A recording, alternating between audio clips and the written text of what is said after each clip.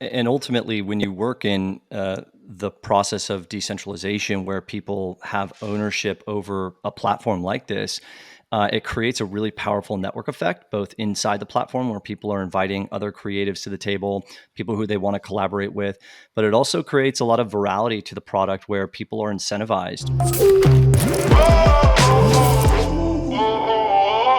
The idea here is that you've got so many barriers today in Hollywood that JP talked about, where people and creatives are getting squeezed from all sides. And when you have these gatekeepers that control the rails of the system, both the content production, the money that flows through the system, and the distribution of the system, it creates an environment where creators don't feel like they can have the creative outlets that they ultimately want to have. And B, they don't get the upside of their creations anymore. And that causes really deep and systemic issues with this network that very few people ultimately control. And so I think that's a nice place or a good segue into what we want to do, right? We're an IP incubation platform. We create new productions in a new multimedia way, in a way that really can be consumed in a format that's never really been done before. But we're also trying to create a new network that replaces Hollywood, that lives on the blockchain, on the internet, from people all across the world who can and should be participating in this ecosystem and who should have their voices heard. What we're trying to do is build a community of creatives, and a lot of those people have just not been onboarded yet. And so, when we really, I think, dedicated ourselves, in terms of building this 300 person producer token community out, we had an application process. We hand selected this group of 300 out of lots and lots and lots of applicants. The whole team was there looking at applicants, looking at their socials, looking at their LinkedIn's or whatever, to try to build a diverse community, to build a creative community. And that, whether you had bought an NFT or not, was not part of that decision at all. StoryDAO today is a centralized company. So even though we are named StoryDAO, it's really because we are a collection of DAOs. But we also have the ambition to eventually decentralize StoryDAO through a token that represents the collective ownership of the entire network and ecosystem. But each universe where we have a production that gets revealed to the community and immerses the community in this new story operates as its own DAO. The governance of that DAO and of the entire ecosystem, we're still ironing all of that out. And that's part of the work of this producer token guild that we're engaging with. But in some ways, the NFTs that are part of the storytelling process, so the storytelling NFTs, will act as a governance mechanism over a shared treasury that the DAO within each universe can use to perpetuate and continue to push forward that IP. We'll have some sort of producer token community that's involved within each project, similar to the way that we created this producer token community for StoryDAO.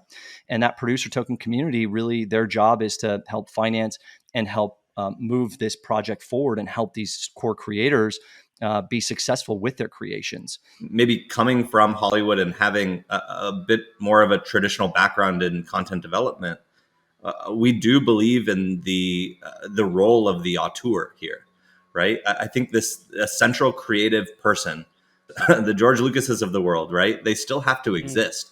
You still have to have a centralized vision for an entire narrative universe before I think you can come in and tap community to go in and expand that universe in all these creative directions. And so we're thinking about that for our stories as well, having them led by a central creative team up to a certain point. Once we establish, the rules of that universe, how the characters move within that universe, because you can't expect people to contribute meaningfully to something when they don't understand it. And the best way to onboard them to understand that universe is to tell them a story that exists within that universe.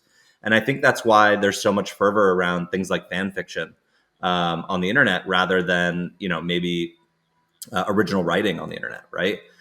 With fan fiction, there's something that to always go back to. There's always that core canon that people can use to sort of Justin talked about it, but provide these platforms for people to build off of.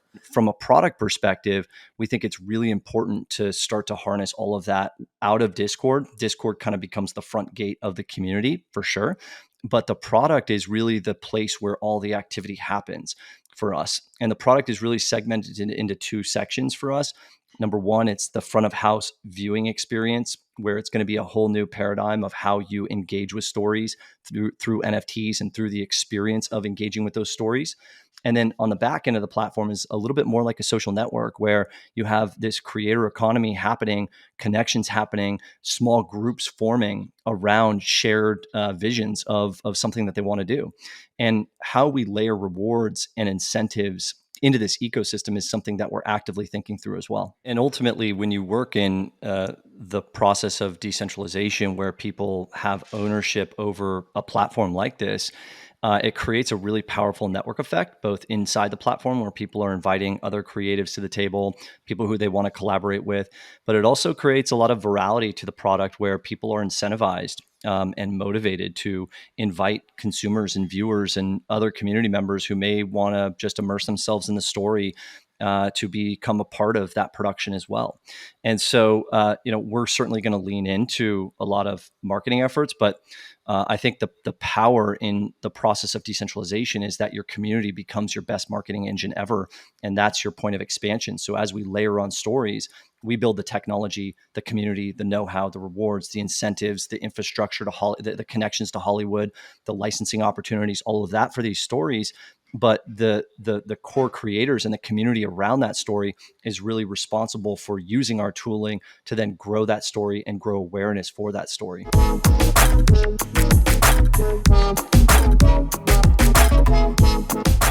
I think I learned this from, witnessing Tyler's community for so many years. That is a community that started out. I mean, it takes the concept of 1,000 true fans, and I witnessed it, right? I mean, Tyler didn't start out as a global phenomenon. He started out with a committed community of fans and slowly grew that community of fans.